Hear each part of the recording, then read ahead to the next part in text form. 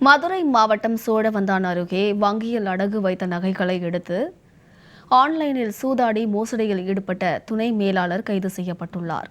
70 சவரன் நகையை வங்கி லாக்கரில் இருந்து திருடி வசமாக சிக்கியது எப்படி என்பது குறித்து விவரிக்கின்றது இந்த செய்தி தொகுப்பு.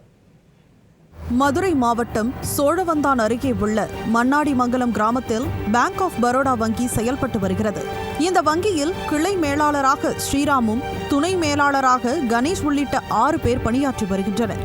இந்நிலையில் அந்த வங்கியில் அதிகாரிகள் தலைமையில் தணிக்கை மேற்கொள்ளப்பட்ட போது வாடிக்கையாளர்களின் 70 சவரன் நகைகள் மாயமானதைக் கண்டு அதிர்ச்சியடைந்தனர். ஆனால் அடகு வைத்ததற்கான வரவு மட்டும் வங்கி பதிவேட்டில் ஏற்றம் செய்யப்பட்டிருந்தது. அதன்படி 9 பொட்டலத்தில் இருந்த நகைகள் மாயமானது குறித்து அதிகாரிகள் பல்வேறு கோணங்களில் விசாரணை செய்தனர்.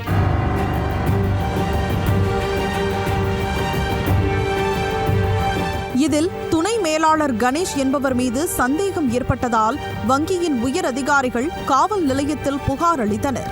அதன் பேரில் கணேஷை அழைத்து போலீசார் விசாரணை மேற்கொண்டதில் 70 சவரன் நகைகளை வங்கி லாக்கரிலிருந்து திருடியது தெரிய வந்தது. தொடர்ந்து அவரிடம் மேற்கொள்ளப்பட்ட விசாரணையில் பல திடுக்கிடும் தகவல்கள் வெளியானது. ஆன்லைன் சூதாட்டத்தில் ஈடுபட்டு வந்த கணேஷ் அதில் பல லட்சம் ரூபாயை இழந்ததாகவும், தொடர்ந்து சூதாட பணம் இல்லாததால் வங்கி லாக்கரில் இருந்த 70 சவரன் நகைகளை எடுத்து சென்று சூதாடி மோசடி செய்ததும் தெரிய வந்தது.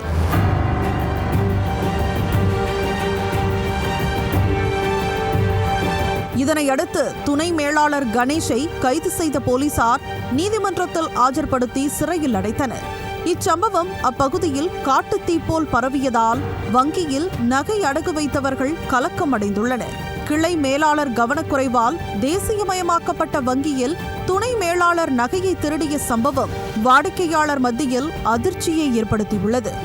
பல லட்சம் ரூபாய் மோசடி செய்த துணை மேலாளர் மீது கடுமையான நடவடிக்கை எடுப்பதோடு நகைகளை இழந்த அனைவருக்கும் உடனடியாக நகைகளை மீட்டுத் தர வேண்டும் என்பதே பொதுமக்கள் மற்றும் சமூக ஆர்வலர்களின் கோரிக்கையாக உள்ளது.